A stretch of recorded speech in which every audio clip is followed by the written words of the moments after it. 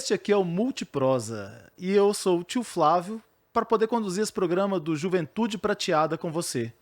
Nós falamos sobre longevidade, sentido da vida, felicidade, sobre vários assuntos. Hoje nós recebemos aqui o Flávio, que vai nos falar um pouquinho sobre cuidados e sobre clínicas e hospitais de transição. Se você não sabe o que é isso, fica aí com a gente. Se você sabe, fique também, porque é bom saber e aprofundar sobre o assunto. Flávio, obrigado por ter vindo aqui para poder falar para a gente sobre um assunto que está tão perto da gente, a Clínica Paulo de Tarso, né, e os seus outros braços, né, de trabalho, e que muitos de nós não conhecemos, né? Então, obrigado por estar participando com a gente aqui hoje e nos trazer esses conhecimentos sobre a clínica de transição, sobre o hospital de transição. Eu que agradeço essa oportunidade de falar um pouquinho sobre uma paixão, né, da minha vida, que é fazer transição de cuidados. A minha história confunde-se um pouco com a Rede Paulo de Tarso. A gente vai falar um pouquinho aqui da Rede Paulo de Tarso, entender um pouquinho a história, mas principalmente, eu acho que trazer um pouquinho do contexto, né, de comunicação, como que a gente pode usufruir desse serviço tão estratégico no sistema de saúde, que infelizmente ainda não é tão difundido, as pessoas ainda desconhecem, né, o que é o papel da transição de cuidados no nosso sistema de saúde aqui no Brasil. E me fala um pouquinho de você antes. Seu nome, de onde você vem, o que você faz. Tipo Globo Repórter. Bom, eu sou o Flávio, tô lá na Rede Paulo de Tarso há mais de 20 anos. Minha história, como eu falei, ela se confunde um pouco com a história da rede, porque vim para Belo Horizonte, sou natural de Sete Lagoas, onde que foi meu primeiro contato na área da saúde, trabalhei enquanto cuidador de idosos, e aí despertou em mim esse interesse em trabalhar com as pessoas idosas, e encontrando, né, na Rede Paulo de Tarso, inclusive uma história até curiosa, né, quando eu venho para Belo Horizonte para estudar aqui e buscando um estágio, né, estava ingressando aqui na faculdade, né, eu sou formado em enfermagem, com outras formações também na área de gestão, mas iniciando minha carreira na enfermagem, eu busquei no catálogo, aquelas páginas amarelas, né, um hospital que fazia o trabalho com idosos, um hospital de geriatria, e encontrei, né, o Hospital Paulo de Tarso, Geriatria e Reabilitação, nome que naquela época era usado pela instituição, e fui bater na porta, né, pedindo estágio, né, estava aqui com um ano de faculdade, né, e tive a oportunidade, a felicidade de ingressar nessa instituição, da qual até hoje, né, estou lá, né, prestando serviço para a instituição. Ela tem mais de 45 anos, mais ou menos, não é isso? Engraçado, amanhã a gente completa 50 anos, né, desde que a instituição ela se tornou um hospital, efetivamente, onde nós começamos a prestar assistência para a Secretaria de Saúde aqui de Belo Horizonte, né, na época, né, em 75 não havia o SUS ainda, né, mas ali a gente já começava, né, a nossa vocação oferecendo reabilitação e serviços de geriatria para pacientes com doenças crônicas. Eu, quando fui visitar, pela primeira vez que eu fui lá, eu postei falando sobre o que eu vi, e aí uma pessoa da minha rede falou, olha, eu já fiquei lá depois que tive um AVC hemorrágico, fiz o tratamento lá, e eu comecei a pensar sobre uma coisa que, ao ir lá no Montserrat, em Salvador, que é um hospital de cuidados paliativos pelo SUS, a própria geriatra falou comigo, este é o meu quarto. Quando ela falou, esse é o meu quarto, de cuidados paliativos, e lá as pessoas têm elas já têm uma terminalidade, elas já sabem que elas vão viver até 6 meses, né, o máximo 6 meses. Eu comecei a refletir que coisas desse tipo a gente não pensa que vai acontecer com a gente também não tem que sofrer com isso, em relação a isso, mas são coisas tão próximas da gente, né, de todos nós, de estar numa clínica de cuidados paliativos ou num hospital de transição fazendo uma reabilitação. Por isso eu queria que você falasse para mim o que é um hospital de reabilitação. Desculpa, de transição. Perfeito. Acho que a pergunta é muito pertinente e para a gente elucidar o papel de uma unidade de transição, aqui eu vou falar unidade porque hoje, quando a gente busca em outros estados, São Paulo, Rio de Janeiro, você vai encontrar hospitais, você vai encontrar clínicas de transição e você vai encontrar diversas nomenclaturas, né? Inclusive, nós fazemos parte da Associação Brasileira de Hospitais e Clínicas de Transição e recentemente a gente passou por um processo de constituir um documento que ele traduzisse essas nomenclaturas, esses termos, e trazendo para o Ministério da Saúde uma proposta de regulamentação desse serviço que ele ainda não é 100% regulamentado, né? Temos uma legislação que nos ampara, que é a portaria 2809, lá de 2012, mas ainda a gente não tem, dentro de toda a nossa amplitude, uma legislação que nos ampara. E aí, falando um pouquinho sobre qual que é o nosso papel, quais são as linhas de cuidados, o que a gente oferta. É importante você citar o cuidado paliativo, né? O cuidado paliativo, ele é uma das linhas de cuidados que as unidades de transição oferecem. Você vai encontrar unidades de transição mais vocacionadas para o cuidado paliativo, outras vocacionadas para a reabilitação, mas são ambas linhas de cuidados trabalhadas dentro das unidades de transição no Brasil. Além dessas duas linhas de cuidados, a reabilitação, que engloba uma série de doenças, principalmente aquelas pós-agudas que deixam uma sequela, você citou o AVC, talvez hoje, pegando a rede Paulo de Tarso, é o nosso carro-chefe, é o que temos de maior demanda, principalmente no Sistema Único de Saúde. Eu vou falar um pouquinho sobre essa linha de cuidado, mas além dessas outras duas linhas, a gente tem o que a gente chama de cuidado continuado, que muitas vezes é uma necessidade de adaptação ou um cuidado que exige também o incremento social, né? Aqui um grande diferencial das unidades de transição. Nós não desvinculamos a assistência social da saúde, porque a gente entende, nosso perfil é um perfil idoso, a gente, né, até pelo nosso processo de envelhecimento, você percebe as famílias ficando menores, a capacidade de cuidar das pessoas, né, ela vai sendo reduzida, sempre precisando de apoio, às vezes apoio de operadoras de saúde, às vezes programas públicos. Aqui em Belo Horizonte a gente tem o maior cuidado. Então, hoje a gente também trabalha muito essa questão de adaptação desse idoso ou dessa pessoa que ela tem ali uma situação pós-aguda que vai deixar ela com uma sequela num processo que ela vai transitar para o seu domicílio, para o seu lar, mas precisando de fazer adaptações aos seus cuidados, ou adaptações ao seu domicílio, ou adaptações a uma condição de cuidado que envolve questões financeiras, questões sociais. Isso é muito importante que a gente consiga trabalhar junto com as questões práticas, né, da saúde, que entra o processo de reabilitação, do ganho funcional, a melhora de qualidade de vida em função dos dispositivos. São ações que a unidade de transição ela pode entregar com muita efetividade no sistema de saúde, fazendo a ponte entre o que a gente chama da alta complexidade, são os hospitais, os gerais, os grandes hospitais, né, na rede privada ou na rede pública, e o domicílio, onde que a gente tenta fazer essa reintegração em serviços que vão suportar o cuidado desses pacientes, dessas pessoas, quando eles voltam para casa. Me chamou muita atenção quando eu estive lá, ver que naquele onde chamam de ginásio, na unidade da Pampulha, tinham lá familiares com os pacientes. Então até perguntei, mas os familiares vêm? Aí eles falaram que boa parte da família participa, porque a ideia é reabilitar aquela pessoa para ela voltar para casa, né? Quando há a possibilidade. Tanto é que tem um espaço lá também de cuidados domésticos, né? Como deitar, como reaprender a deitar, reaprender a usar o banheiro. E aí quando eu vi essa questão da família participando, como que você via...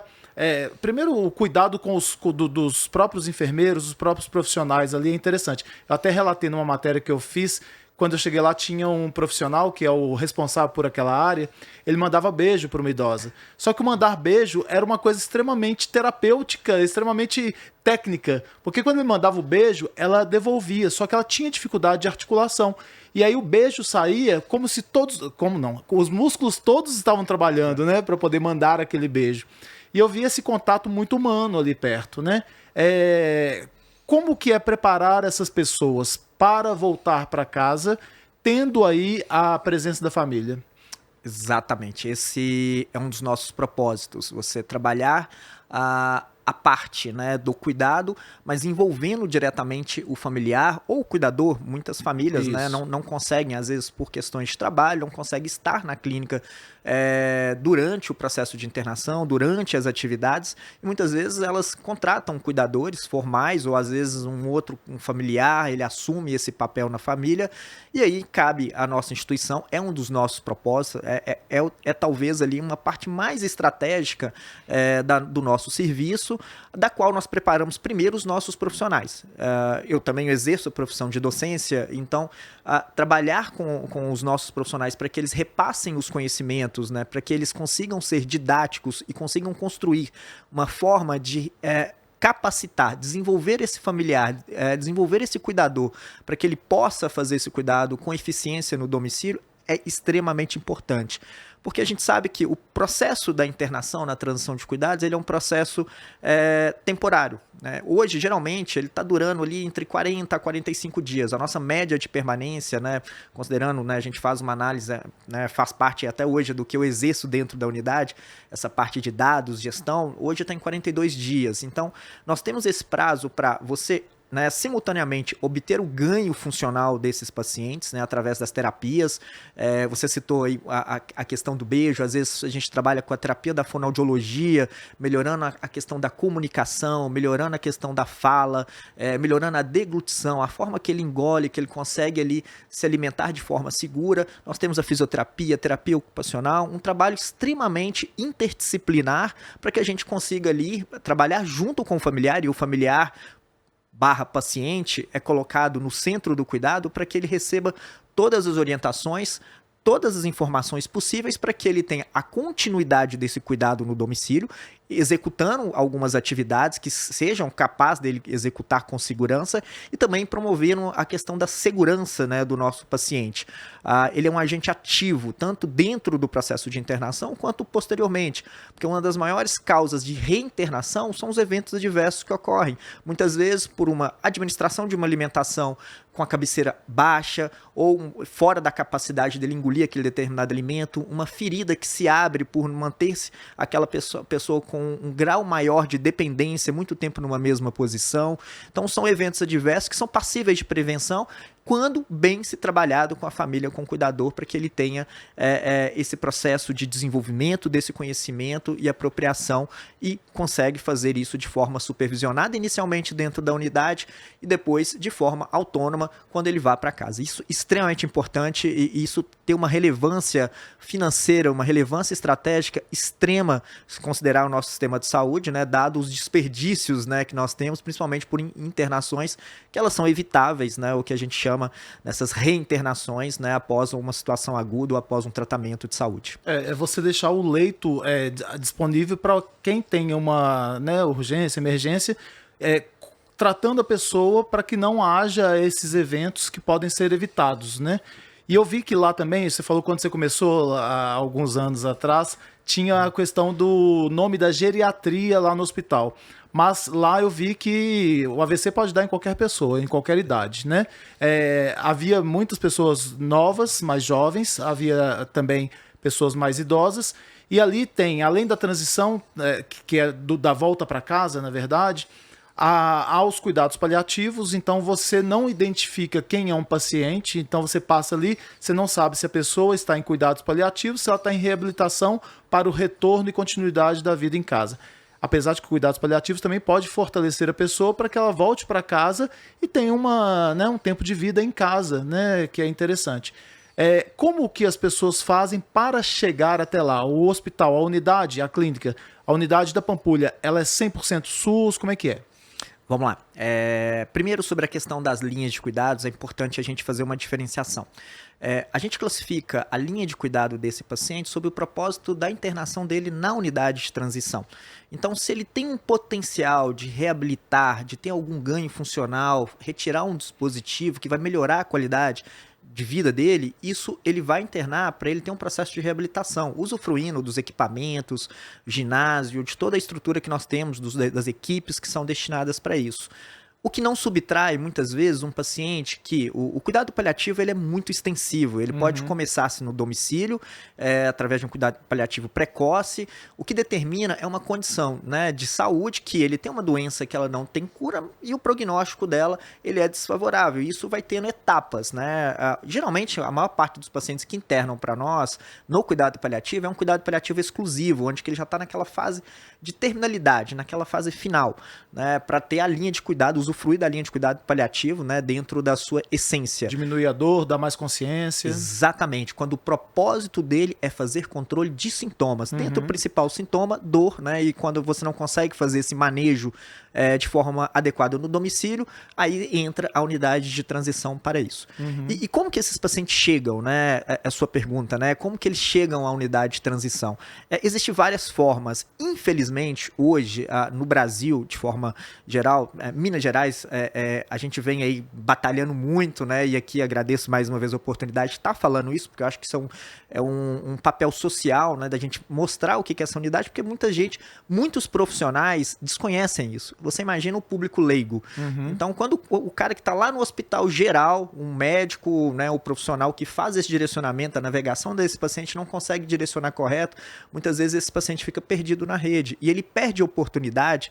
Você citou o AVC. O AVC, quanto mais precocemente iniciarmos um processo de reabilitação, né, a gente fala aquela janela de oportunidade, que ele vai ter o ganho funcional mais expressivo, mais vantagem para o paciente. Se ele demora a entrar no serviço, isso acaba alargando muito e vai perdendo essa oportunidade. Então, é importante que primeiro as pessoas conheçam o propósito da transição de cuidados, o que ela faz, qual é o tempo certo dele entrar na unidade, qual é o tempo certo também dele sair, e aí entendendo essas vias de entrada, né? Hoje, o nosso principal fonte encaminhador de pacientes são os hospitais gerais. Então, dentro da lógica, depois que ele passou pelo tratamento agudo, ele tem um tratamento pós-agudo, que é onde que ele inicia. Então, geralmente, o próprio cliente, o próprio paciente, ele pode questionar o médico, questionar a equipe ou a própria operadora, né? Olha, eu tenho situações a serem trabalhadas dentro da unidade de transição que são susceptíveis, que podem ser referenciadas para essa unidade. Então, ele pode buscar a sua operadora para que a operadora também faça. Ou até o seu médico que está ali no hospital de alta complexidade. Então, é uma forma dele vir diretamente numa situação pós-aguda para que ele tenha essa possibilidade de ingressar na instituição. Você perguntou qual que é o nosso percentual de atendimento SUS. Hoje, a Rede Paulo de Tarso, ela tem a unidade da Pampulha com 112 leitos, né, sendo que hoje cadastrados no CNES são 68 leitos para o Sistema Único de Saúde e 44 para a saúde suplementar, que engloba, né, pacientes que internam de forma privada ali, né, de particular, ou aqueles leitos ofertados para as operadoras de saúde. Então, esse é o nosso percentual. Para o SUS, a forma de encaminhamento, por termos um contrato com a Secretaria de Saúde, é através da Central de Regulação, onde que os hospitais ou os serviços cadastram o paciente nessa regulação e ela vai ali selecionar por vários N fatores, né? Recentemente, nós passamos aqui em Belo Horizonte por uma situação de superlotação de hospitais, UPAs, né, em relação às baixas temperaturas, o incremento aí de doenças respiratórias. Tivemos, inclusive, nesse período, um aumento de oferta de leitos, né? Porque uma das estratégias das unidades de transição, como você bem citou, uma observação muito pertinente, nós desafogamos esses hospitais de alta complexidade, dando a eles a referência correta, que é o paciente agudo. Esse é o objetivo deles atenderem.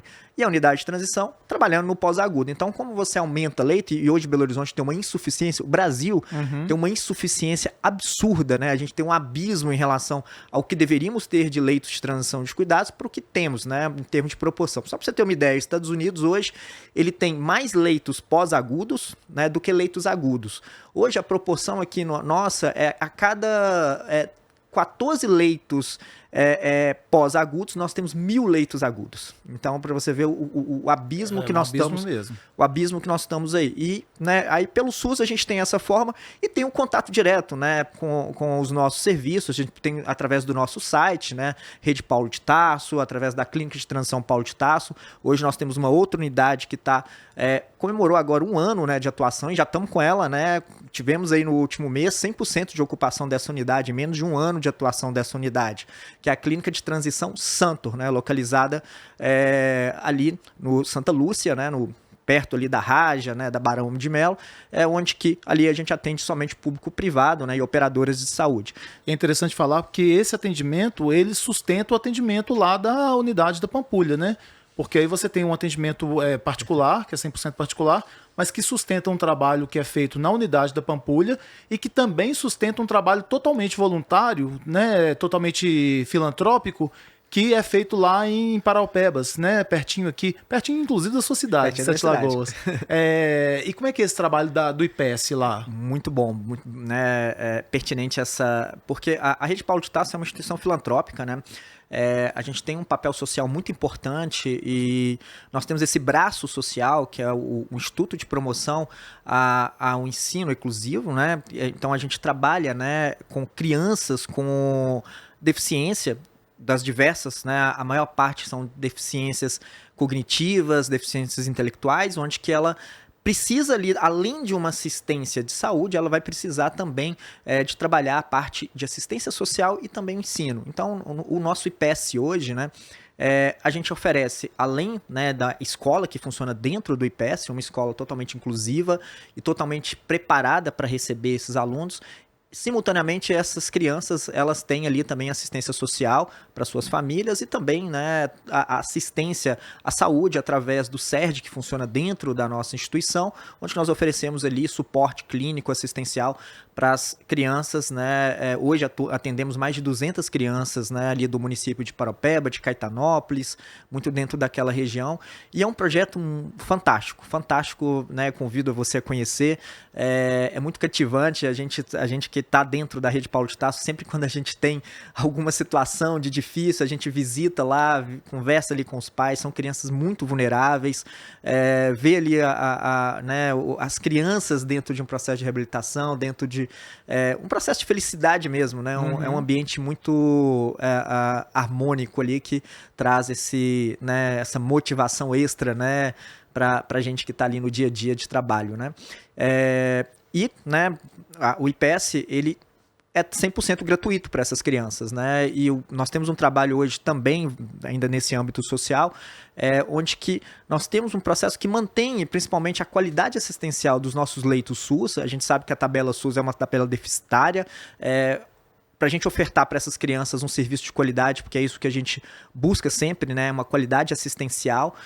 A gente conta muito com parceiros, né? Então, hoje nós temos um setor que trabalha, né, com captação de recursos, né, com busca de apoio para que a gente mantenha esse projeto social, né, de forma muito ativa, né? E felizmente, né, nós viemos conseguindo êxito nesse processo, né? Um trabalho conduzido pela Nicole, né, junto com todo o seu time e com todo o apoio, né, da Rede Paulo de Tarso.